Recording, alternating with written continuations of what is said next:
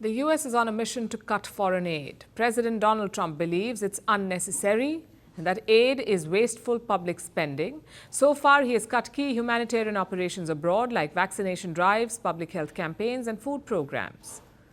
But guess who is still getting American money? Pakistan.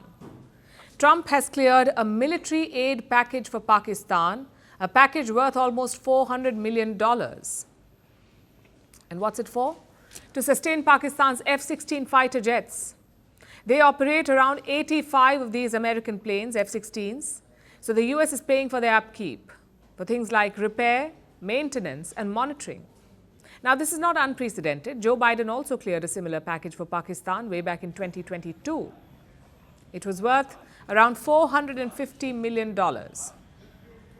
Back then, the US tried to justify it. They said the money was for fighting terrorism, that it would not change the military balance in South Asia. This was supposed to pacify India. But New Delhi criticized the move anyway, which brings us to Trump's aid.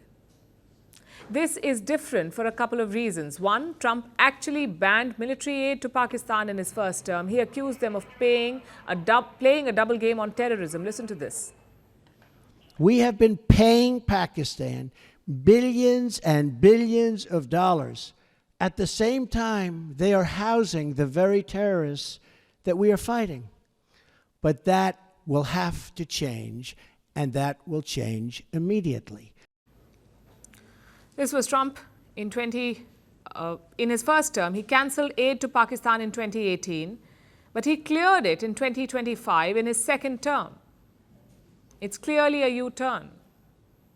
But does it also signal a larger change in policy? That is the question.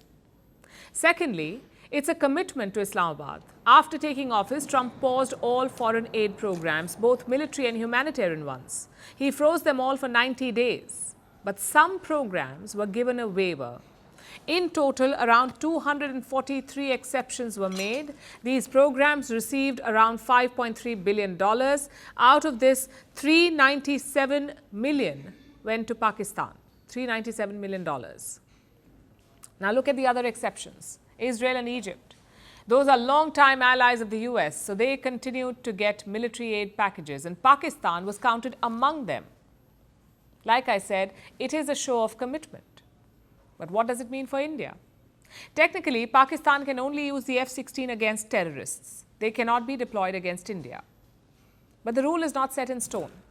In fact, in 2019, Pakistan did use the F-16 against India. You may remember it during the Balakot airstrike. One F-16 was actually shot down by India. So this aid package does have a direct impact on us. Plus, it creates confusion. Because Trump's Pakistan policy is all over the place. He is not consistent on military aid. He has tried to mediate on Kashmir. He is blown hot and cold with Pakistan's regime. Look at the last few months. Trump appointed pro-India officials to his cabinet. His allies also openly called for Imran Khan's release from jail. Yet he is giving military aid to Pakistan. You can see why it's confusing for India. What will be interesting is New Delhi's reaction. When Biden approved military aid in 2022, India lashed out. Listen to Foreign Minister S. Jaishankar. Because at the end of the day, for someone to say, I'm doing this because it is for counter-terrorism, when you are talking of an aircraft like the capability of the F-16, everybody knows, where they are deployed and what is the use and what is their capability. So, you're not fooling anybody by saying these things. Let's see if there's a similar reaction this time, especially with Trump in the White House. As for Pakistan, this is nothing new for them. They have been fooling the Americans for decades now. No matter what they do, Washington forgives. Double game on terror? No problem. Covertly backing the Taliban? Not an issue. Buying weapons and fighter jets from China? Again, no issue.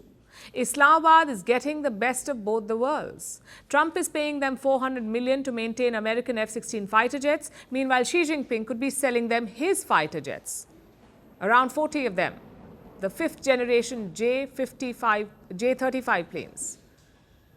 And this should worry India, because it looks like Trump is playing both sides. He hosted Prime Minister Modi at the White House earlier this month, and he offered to sell India F-35 jets. Yet days later, he is sending military aid to Pakistan. This mixed messaging is a wake-up call for New Delhi. Let's see how the government responds. Merci beaucoup. Hi, how are you? Very well, thank you. Thank you for being here. Namaste, Mr. President. Bharat ke logon ko meri namaste. How many people generally follow you in interviews? Typically, in a month, we have viewers up to 150 million. That's more than twice the population of France. And in the last 2 years, we had 3 billion viewers. So I say, Lohon, this is your chance to be famous. You're on Firstpost. One word to describe your equation with Prime Minister Modi. Amitié. As India and France work together, are you creating a new era of non-alignment in the technology space?